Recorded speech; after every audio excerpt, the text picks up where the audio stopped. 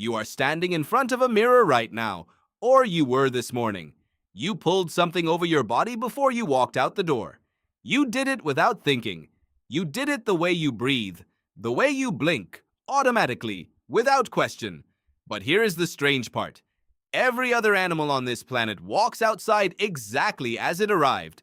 And yet, here you are, layered and covered, stitched and buttoned, and you have no idea why it started. The answer is not what you were taught. Most people assume clothing began because humans got cold. The standard story goes something like this. Your ancestors moved out of Africa. They hit freezing temperatures. They needed warmth. They killed animals and wrapped themselves in skins. Simple, logical, satisfying. But when scientists actually went looking for evidence, they found something that completely dismantles that story. And once you understand what they found, you will never look at the shirt on your back the same way. Let's go back, way back.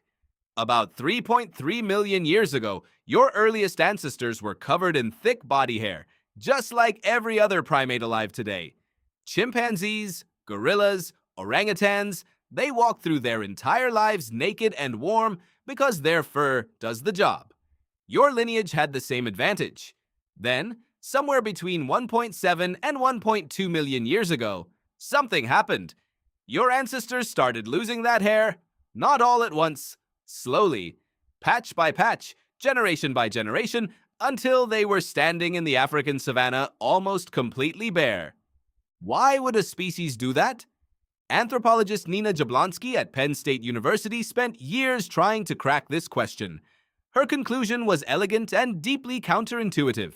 Your ancestors did not lose their hair by accident. It was an evolutionary advantage. On the open savanna, midday hunting required hours of running in direct sunlight. Animals with thick fur overheat. Your ancestors, stripped bare, could run longer, sweat more efficiently, chase prey to the point of exhaustion. Nakedness made them faster. Nakedness made them deadlier. But here is the problem that nakedness created. When you remove the fur, you remove the insulation. Nights on the African savanna dropped dramatically after dark. And not just nights. Your ancestors were also moving. They were walking out of Africa into environments they had never encountered. Forests, highlands, steppes, regions where the temperature was not merely uncomfortable, it was lethal. So when did clothing actually begin? For a long time, no one could say with any precision because cloth rots. Fabric does not fossilize. A fur cloak from 100,000 years ago is gone. There is nothing left to date. Archaeologists were stuck, staring at a blank space in the record, knowing clothing must have existed but unable to prove when. Then a group of scientists tried something unexpected. They decided not to look at the clothes. They looked at the lice. Your body hosts two distinct species of lice. Head lice live on your scalp. Body lice live in your clothing, visiting your skin only to feed.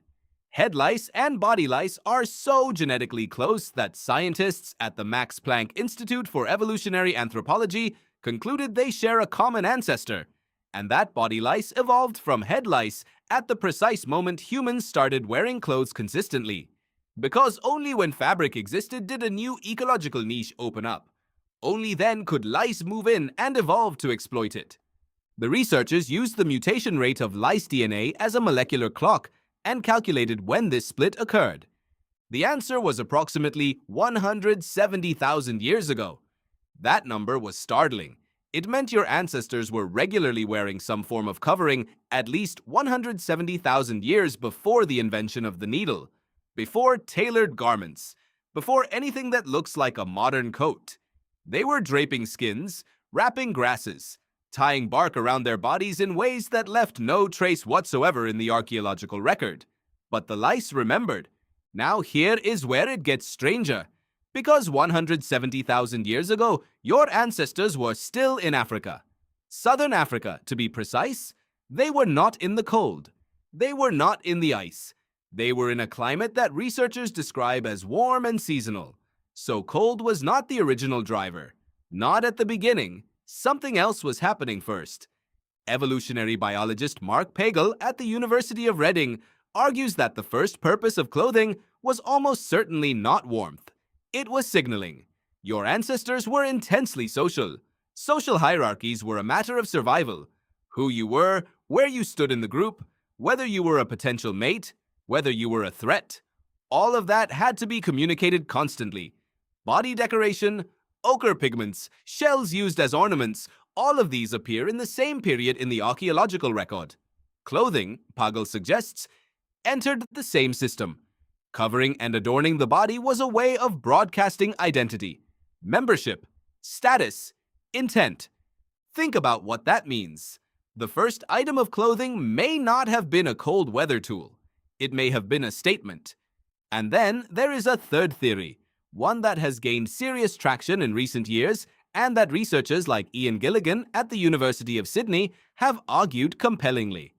Gilligan proposes that clothing arose in stages, driven by what he calls thermal stress.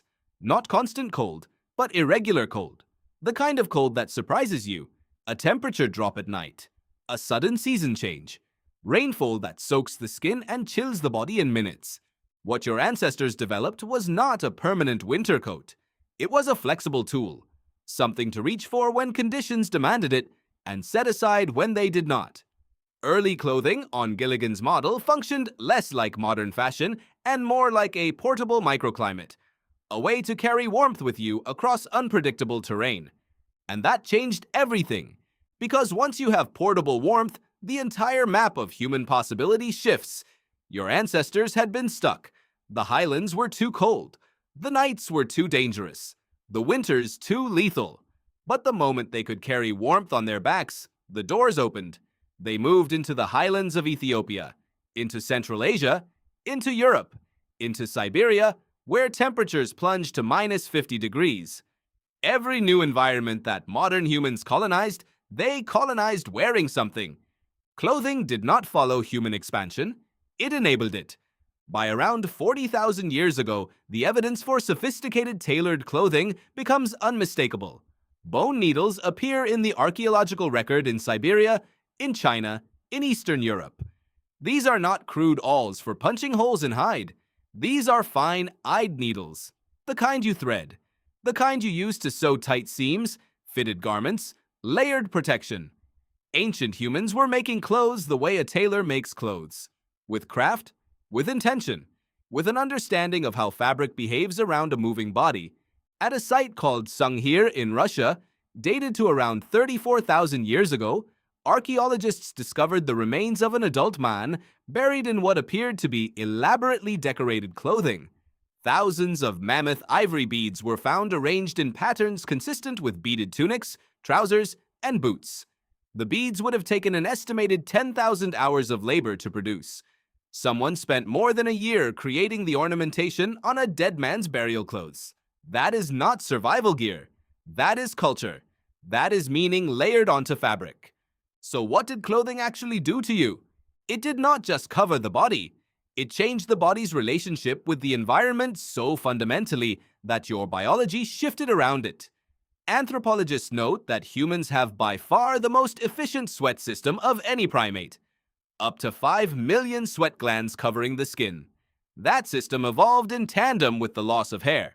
But the loss of hair created thermal vulnerability that clothing then solved. You are, in a real sense, a species that outsourced its thermoregulation to an external technology. Your fur became portable. Your warmth became something you could make, trade, lose, inherit. And the social consequences of that shift were enormous.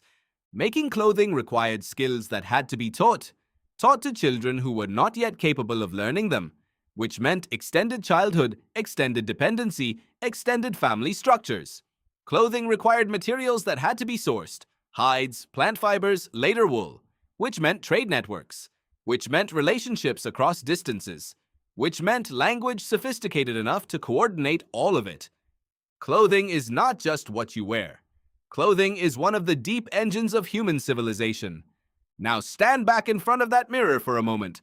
Whatever you put on this morning, the choice you made without thinking, the habit so automatic it barely registers as a decision, that choice is the echo of 170,000 years of problem solving, of a naked, sweating ancestor on an African savanna who wrapped something around their body for the first time, of a needle and thread in Siberia 40,000 years ago, pulled through frozen hide, of a man buried in 10,000 hours of beaded work, dressed for a journey he was taking alone. You put on clothes this morning without thinking. Your ancestors had to think about it every single day.